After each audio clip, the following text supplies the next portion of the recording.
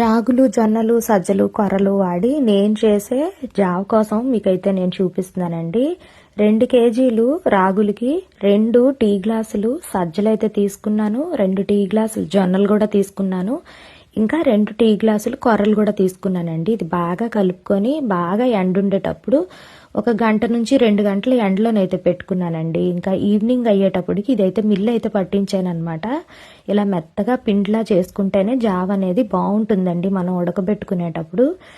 నేనైతే మా ఆయన గారికి నాకు ఇద్దరికి సరిపోయేటట్టు 2 స్పూన్లు అయితే పిండి అయితే తీసుకున్నానండి.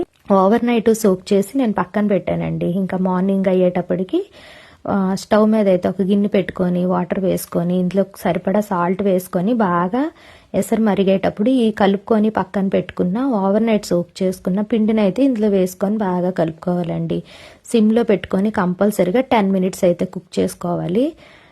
ఇది చల్లారిపోయిన తర్వాత దీనిలోకి నేను మజ్జిగ అయితే కలిపి అయితే వేస్తానండి. తాగే ముందు మజ్జిగ చేసుకోవడానికి పెరుగులోని ఒక చెక్క నిమ్మకాయ అయితే పిండి వాటర్ వేసుకొని బాగా పల్చగా ఇలా మజ్జిగ అయితే చేసుకున్నానండి. చల్లారిన తర్వాత ఈ జావలోనైతే ఈ మజ్జిగనైతే కలుపుకుంటున్నానండి. మేమైతే మార్నింగ్ తాగుతున్నామండి. ఇది తాగడం వల్ల అయితే హెల్త్ బెనిఫిట్స్ అయితే చాలా బాగుంటాయండి. మీరు కూడా ట్రై చేయండి. ట్రై చేసి టేస్ట్ ఎలా వచ్చిందో తప్పకుండా కామెంట్ అయితే చేయండి. ఈ వీడియో నచ్చితే గనక ఒక లైక్ అయితే ఇవ్వండి. ఓకేనా?